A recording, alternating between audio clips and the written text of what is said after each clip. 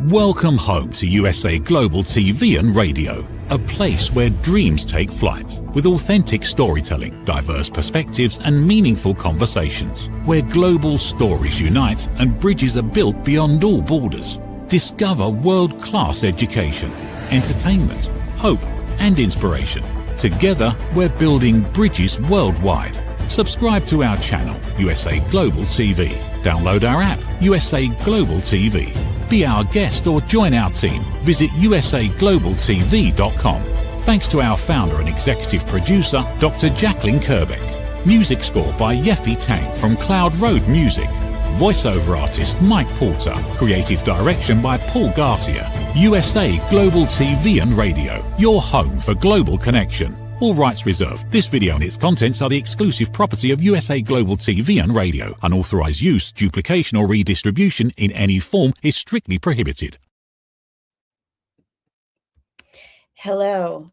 What happens when a global journalist who's covered war, politics, and humanity sits down with me for a totally unscripted conversation?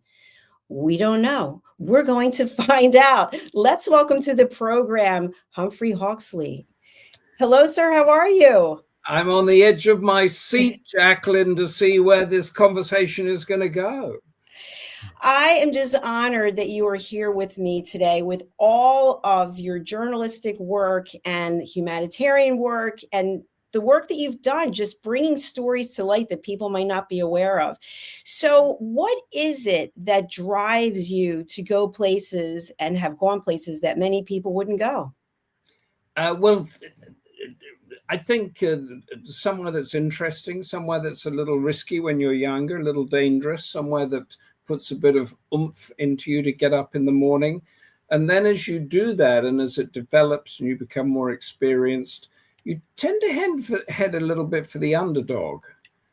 And then when you're dealing with the underdog, that could be, the most common one is the civilian war victim, or particularly the child war victim that we're hearing a lot about at the moment. But there's a lot of off-piste stuff that you can bump into, and it's a matter of punching that into, then going to see your editors, then going to convince the editors that it's a story that's worth doing. And then even once the story gets published, whether it gets traction. And one of the ones that I did 20 years ago or so now was that I was doing some pieces on something else.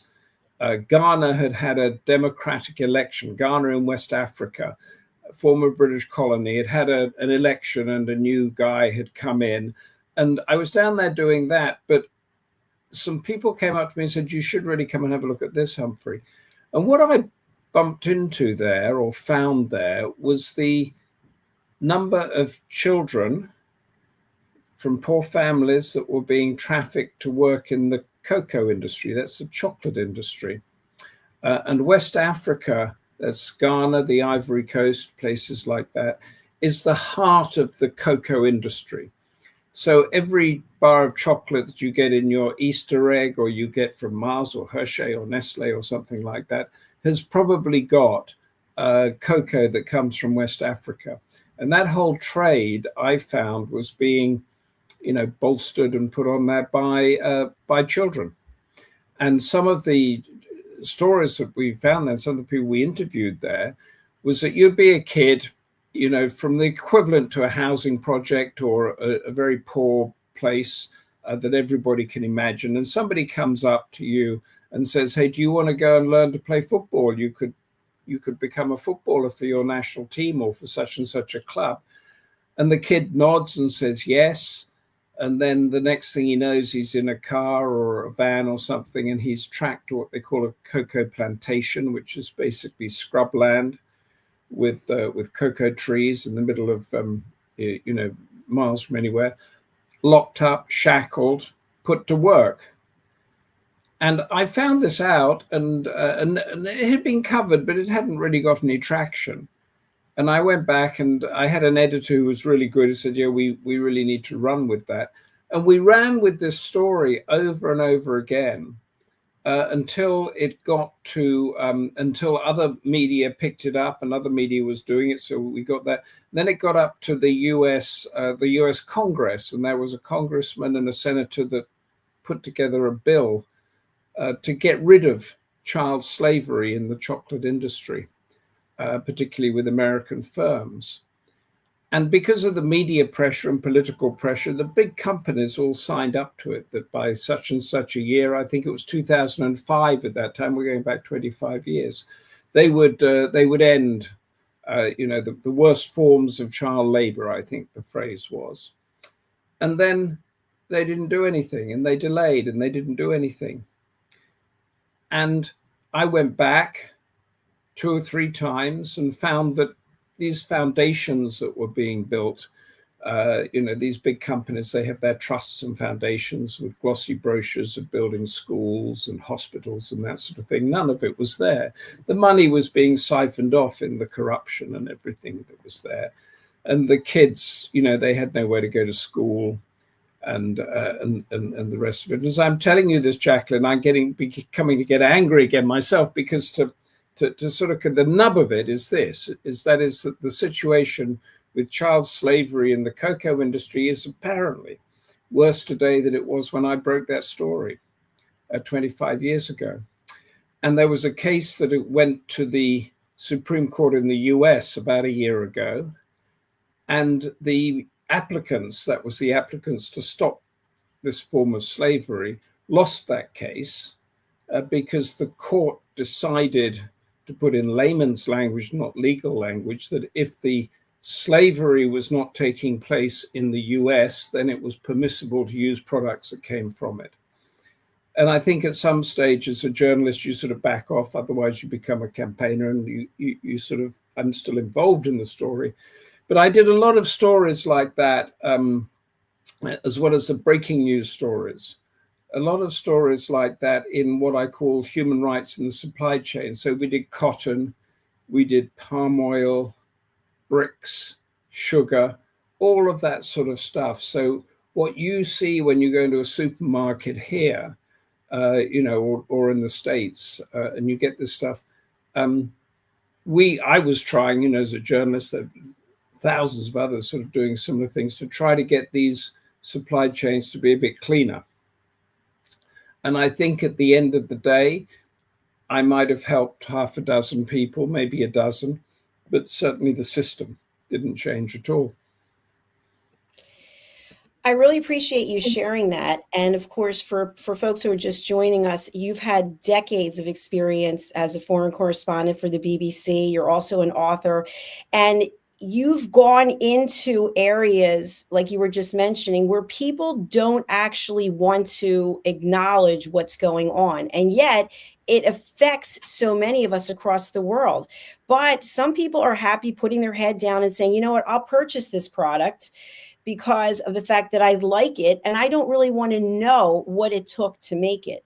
And I think we saw that with one of the Hollywood movies about diamonds and what actually goes, and even with a lot of the designer bags, the fact that there's warehouses with child labor going on, and people just say, you know what, I'll still carry the bag, I'll still eat the chocolate, I'll still do whatever it is. So how have you kept yourself from getting so emotionally engaged where it became just a solo mission, even for the chocolate example, where you said, you know what, I'm just going to spend all my time working on this until it's changed, and then banging your head against the wall and saying it's for naught? I think it's a great question, actually. I think you have to discipline yourself. And of course, I was dealing with editors, and it's my job is to get stuff on, and it has to be a new story. And if you go back 10 years later, 5 years later, and say nothing's changed, the editor's going to say, well, there's nothing new on this story. And as a journalist and a reporter, I'm not a campaigner, I'm a reporter. And there were, in where I went to, in Abidjan in the Ivory Coast, in Ghana, and then back here in the UK, there were people who became completely focused on this issue, because it is a bad thing. It needs to change. There's horrible suffering going on. I mean, there was one child who, I think he's about 12, and he had been kidnapped, shackled in a hut, and he tried to escape and was caught. And when he got caught, they beat his legs with a hammer with nails in it so that he could stand, but he could barely walk. And that meant he couldn't run away anymore. So it was that sort of thing that was going on. But if you're not making any progress, there's no point in destroying your own life on it, because ultimately you're up against a system. And I think what you learn as I got older, when I was younger, I was very passionate that you could go to a war or a disaster or something. Well, why can't they stop this earthquake? Or why is this ethnic group killing this ethnic group? You know, if they did this or they did this, then it would all stop. But we know, even from what is going on at the moment as we speak, that politics and systems don't do what is probably the right thing to do, or the best thing to do, or the most pragmatic thing to do. They do what suits the person that's got the power. And in the case of the child slavery that I was talking about, the power lies with the confectionery companies, because they are worth billions and billions of dollars. They provide thousands and thousands of jobs in the UK, the US, North America, and everything like that. And because they're so wealthy, they've got a sway over the governments that are operating in the Ivory Coast or the Ghana or that. They've got a huge sway over those governments. So nothing's going to change. And one journalist is not going to change it. So you've really got to actually, what's that phrase they use on the airplanes? Put the oxygen mask on yourself before you help somebody else. So you have to say, well, that's enough. I've done my bit there. And you can go and look into something else. That's an excellent example of setting boundaries, which is difficult for many people. I'm wondering, with all that you've seen when you go into conflict zones and you have been privy to conversations maybe that many of us who have not traveled the path that you have, human nature to me is so interesting. When I see how much hatred actually exists in the world because of social media, and people are very proud to put it out there, how much they hate this and they hate that. What is something that you have learned about human nature that maybe even surprised you? From bouncing on where you've just steered this unscripted conversation, is that it is much easier and more exciting to feel vengeance and anger and go out there and take revenge than it is to work out how to build a house, how to mend a pothole in the road, how to lay an electricity cable, and all of that sort of stuff.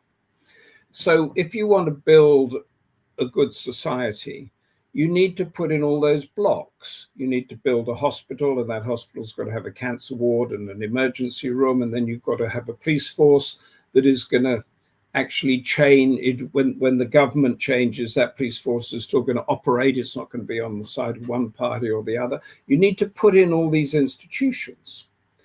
And what I've found is that whether it's in Iraq or whether it's in the Balkans or whether it's in any of these places where you've got an insurgency happening, is that it is much easier to focus completely on your anger and your resentment and the way you think the world has treated you unfairly, and put all your energy into that, than it is into those more mundane and boring things that I just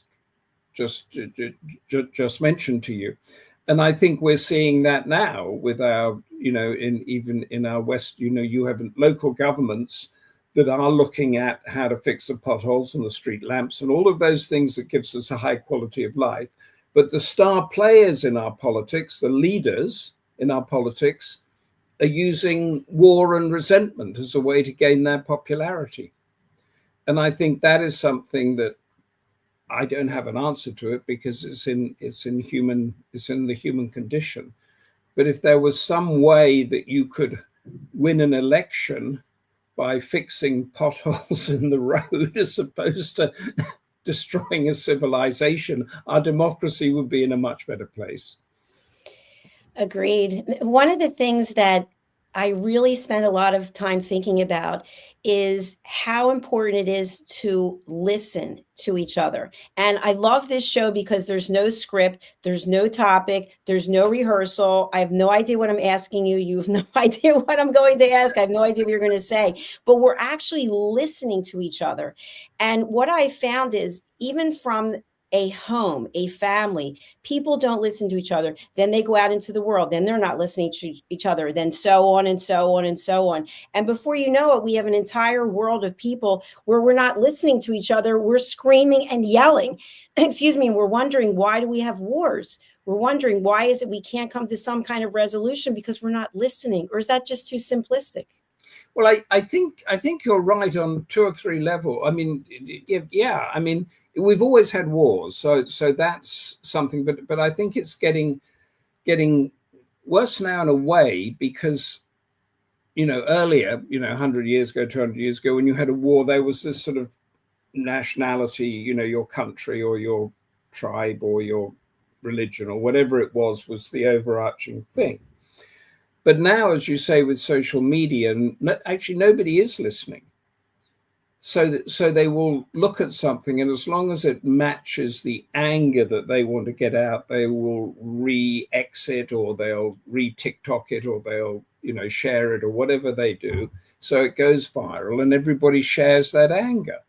And we've got it now. I think you've got it in the States with immigration in particularly. We had it 10 years ago when we had the referendum where we left the European Union.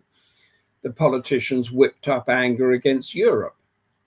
Anger is being whipped up against, politically against Iran. And believe me, when the Iran thing settled, that same anger will be whipped up against China or Russia. There'll always be something to be angry about. And that's very dangerous because what it's doing, essentially deep down, is it's blaming others for what you see as the inadequacies of your own achievements. And what social media is doing is that when I wake up in the morning, I don't know about you, Jacalyn, I wake up in the morning and there's all my peers are saying, I'm privileged to have been given this honorary doctorate, or I've just given a speech to 10 million people, or I've just, and they've all on this huge sort of success thing. And I'm sitting there and saying, well, nothing's happened to me today. What's wrong with me? And if you imagine that you're a teenager, not having had the privilege of growing up in our non-social media world, your whole environment is going to be gauged by how many likes you have on TikTok or Instagram or something against those of your neighbors.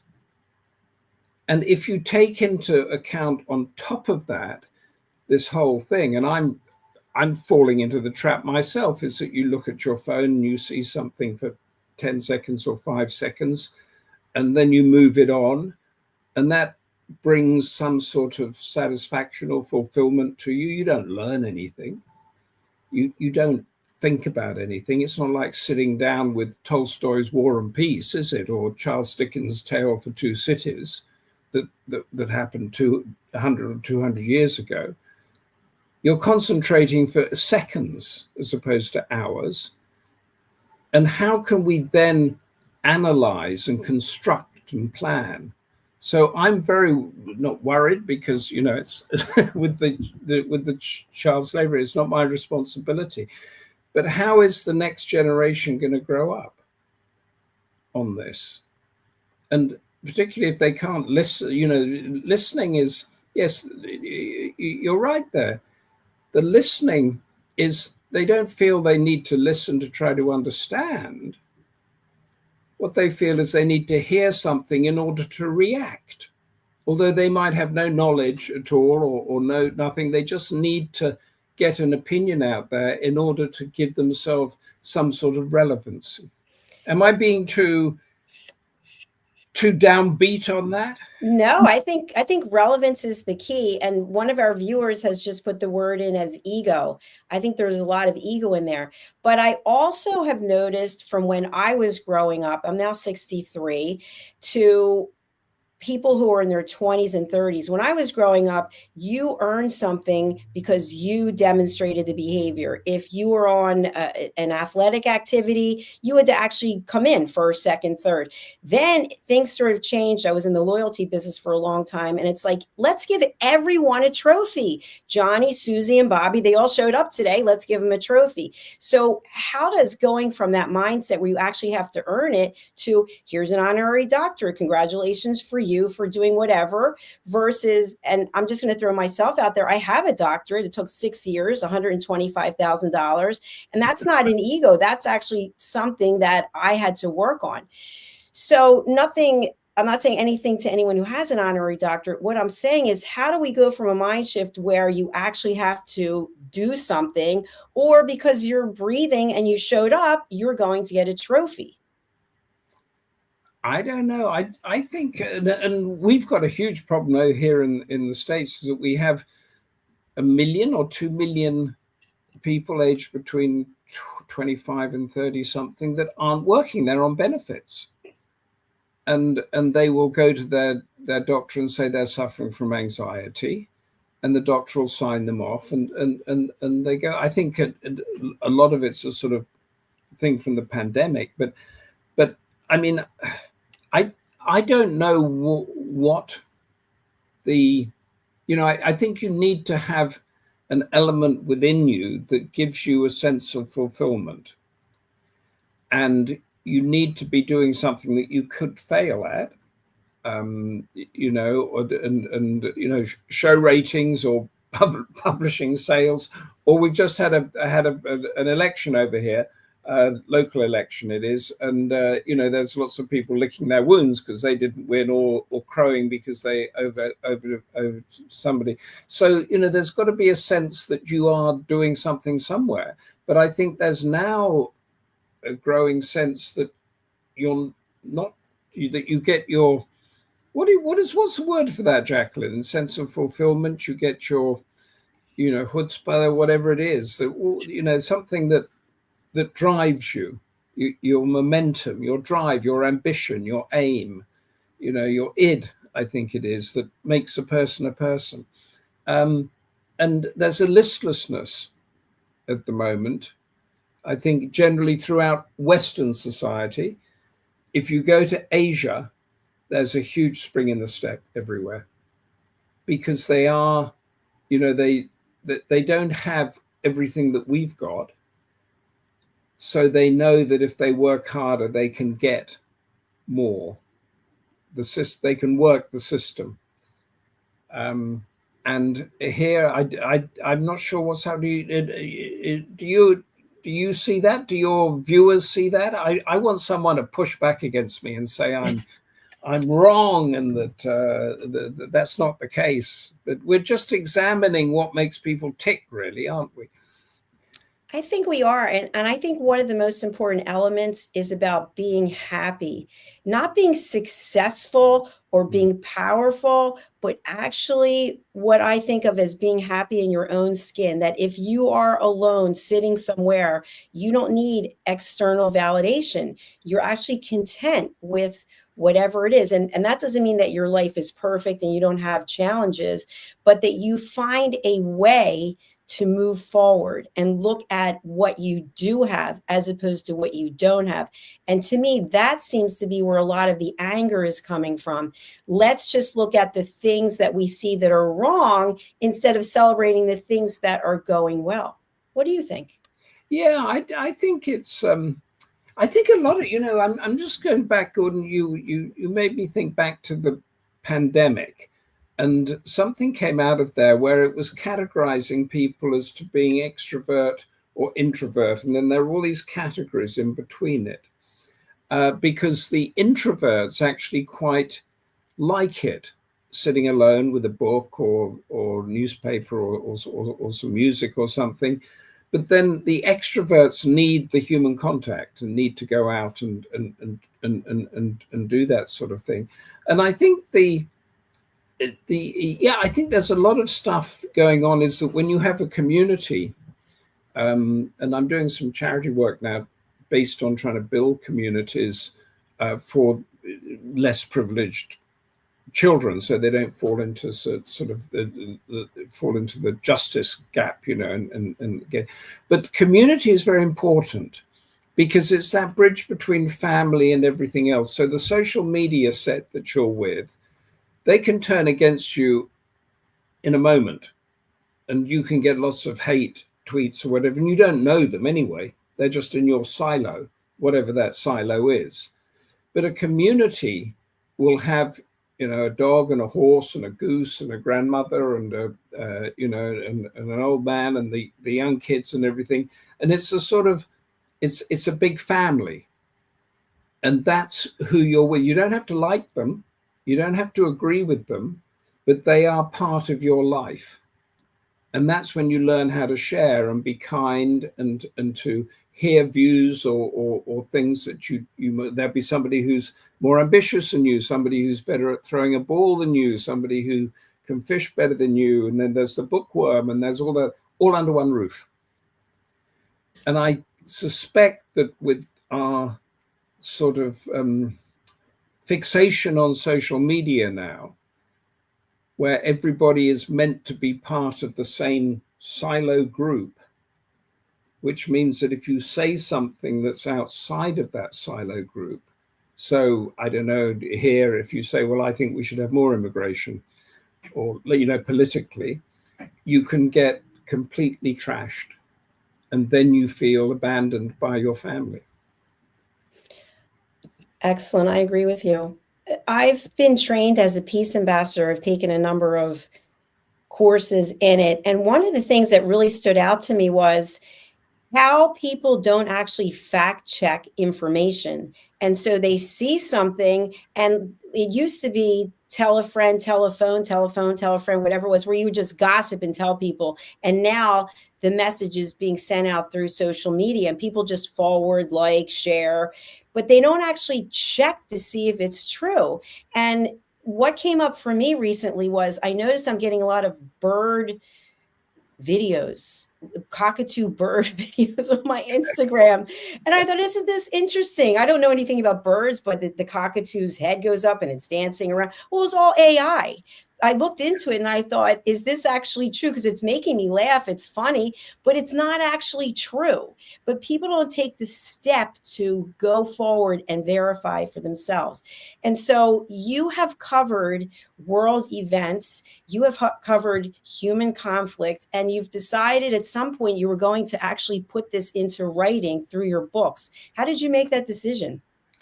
It was mainly, I think, through the restrictions of being a television and radio, which the BBC is, journalist, where you were limited on what you could say or how you could analyze, and also your opinion was, you couldn't put an opinion forward at all. So I remember doing the first Iraq War. We're in a very repetitive stage now, and the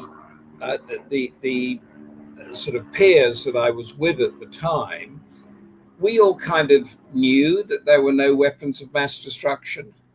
And we knew that Saddam Hussein at that stage, because of the Islamic culture he lived in, couldn't tell his own people that there weren't, because that would make him look weaker or whatever. We didn't have any evidence, although the UN had as much evidence as it could get. But still, the war happened. And now it's sort of a repeat of that that's going on at the moment. And I thought, well, I really need to sort of use this knowledge to go somewhere else. So I started writing thrillers. And I did during that period 20 years ago, I did 3 political military thrillers. And now I do, it's up on the screen, thank you. I do a thriller based on a BBC assignment that I had about 10 years ago on the US-Russian border. And there I created a character that came from an island there. Then that island was less than 3 miles from Russian territory. And it had 80 American citizens living on that island. And they were as tough and as wise and as vigilant as you could imagine anybody being. And for the first one that I did, I imagined a fleet of Russian helicopters coming over and taking that island. and taking the 80 people hostage and doing it under the pretenses that they needed medical treatment because they were being abandoned by their own government. And that became the first, that was called Man on Ice from the Reiko Zena series. And Reiko Zena, the character I created, is a native of that island. And he was meant to be, when I did it, and I did the BBC report on it, and it was actually on this border between two antagonistic superpowers. And I'll tell you, Jacalyn, just to divert from the book for the moment, that is the most fascinating border, because here we have the US and Russia constantly at odds here, a dictatorship and a democracy, two nuclear powers, the whole Cold War behind them. And most of that we think is sort of based in Europe. We've got Ukraine now, we had Checkpoint Charlie in Berlin and all of that before. We had the Berlin Wall and all of that. And that was Europe and America, freedom against dictatorship there. But all of the time, these two countries have shared a border.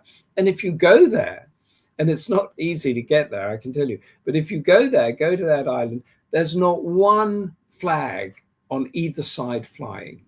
There's not one marker that says, this is Russia, this is America. There's nothing at all. And the natives, the villagers there, they go out in their boats, they go fishing, and they just sort of sense when they're getting too far. And if they get a little bit too far, the Russians will shout at them to go back again. And they watch each other every day. The Russians, it's a full military base. They have watchtowers looking out over there and everything like that.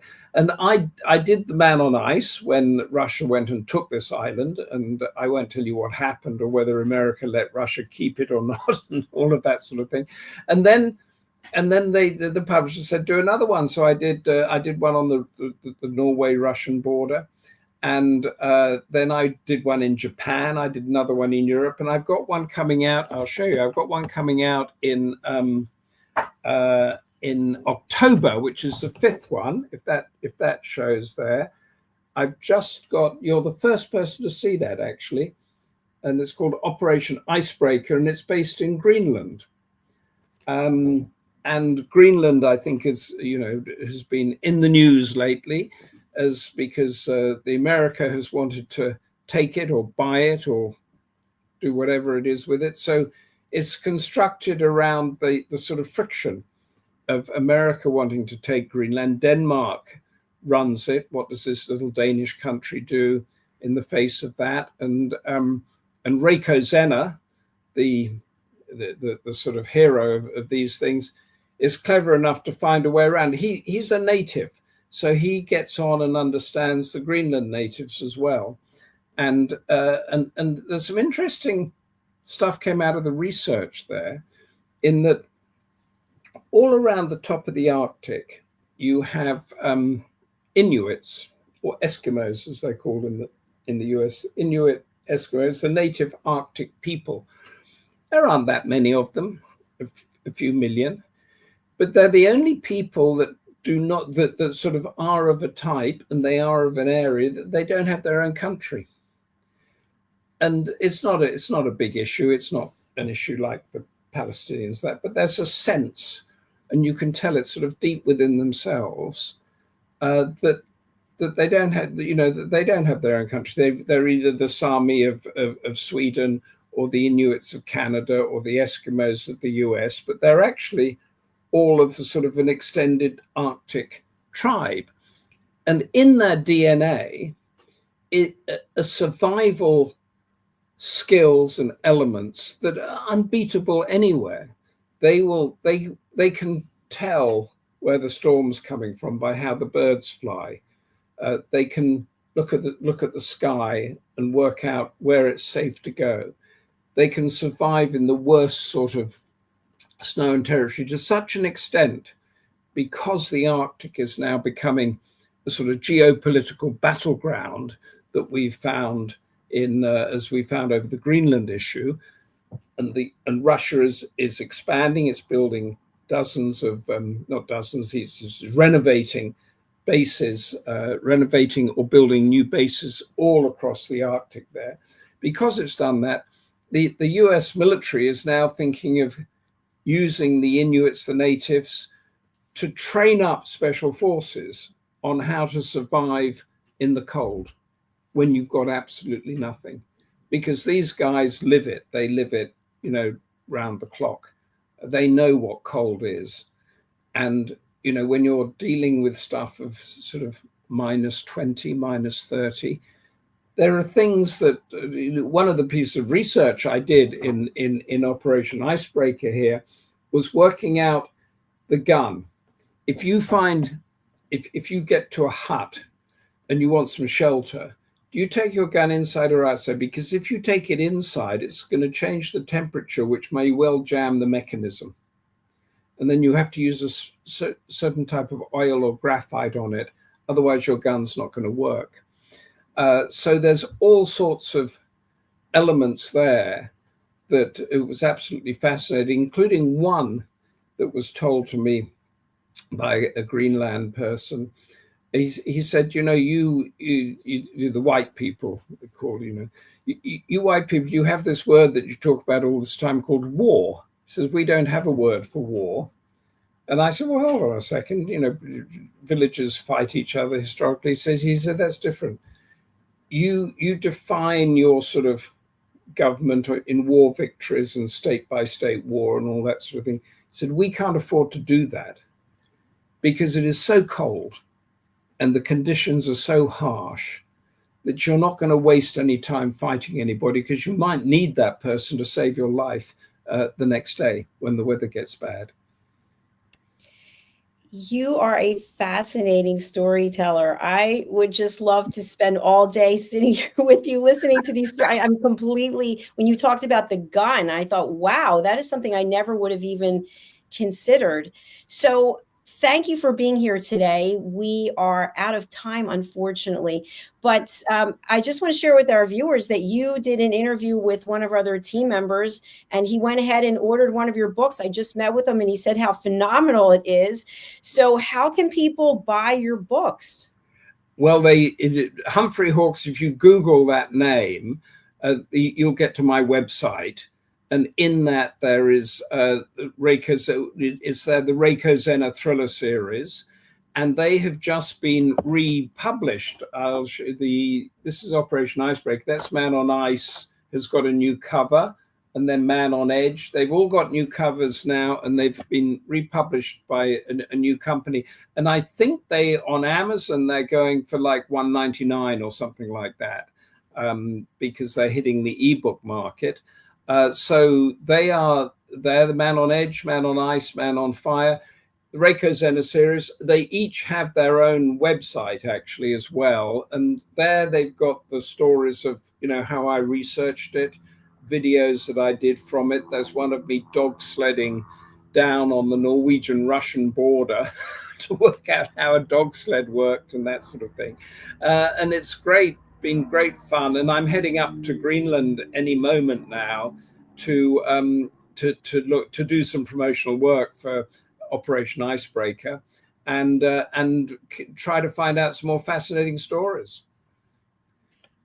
We wish you very safe travels, and please do come back and share more with us. I've really enjoyed this. Thank you, Jacalyn. It's been a pleasure. Thank you, everybody, for tuning in. Enjoy the rest of your afternoon. Bye. Bye. Thank you so much for watching. We do have all of Humphrey's links. If you haven't seen them, they are in the show notes wherever it is that you're watching. And in relationship to that, we would love for you to subscribe to our 2 YouTube channels, which are USA Global TV and Radio and Dr. Jacalyn KERBECK, because we get real information. And we want to know, what is it that you like to watch? When are you watching? We want to make sure that we are serving you, our clients. I'd like to leave you with this today.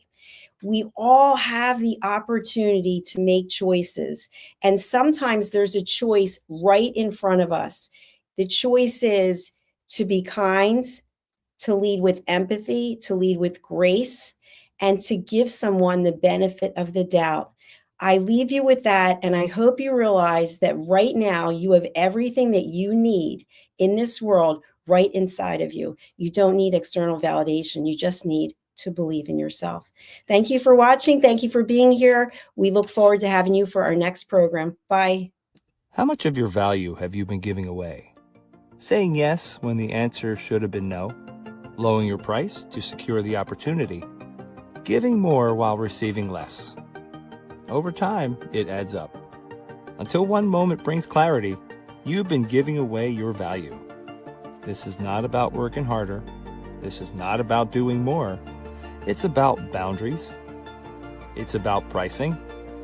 It's about respect. From Dr. Jacalyn KERBECK comes a direct and necessary message. Stop over-delivering. Stop underpricing your expertise. Stop negotiating against yourself. Because when you recognize your value, everything changes. Stop giving away your value. Boundaries, pricing, and the business of respect. Available now wherever fine books are sold and on Amazon. A film by USA Global TV and Radio. Executive producer Dr. Jacalyn KERBECK. Videographer and cinematic production Paul Garcia. Voiceover by Ed Wargas. Stop giving it away. Start owning it. Thank you, viewers and listeners of USA Global TV and Radio, for joining us today. We're honoured to have your time and attention as part of our global community. At USA Global TV and Radio, we believe in the power of authentic conversations, meaningful connections, and creating a world of possibilities together. Want to be part of something bigger? Join our team of elevated listeners at usaglobaltv.com, a space where your voice matters and your ability to listen transforms relationships. Stay connected with us across all our platforms for thought-provoking discussions, expert insights, and empowering stories. Subscribe to our channels at youtube.com/c/USA Global TV. Follow us on social media and explore the endless opportunities we're creating for growth, learning, and inspiration. Together, we're not just broadcasting, we're building bridges and changing lives one conversation at a time. For inquiries, contact us at info@usaglobaltv.com. Produced by Executive Producer and Director Dr. Jacalyn KERBECK. Voiceover by Mike Porter. Creative direction by Paul Garcia. All rights reserved. Visit usaglobaltv.com to view our full terms and conditions.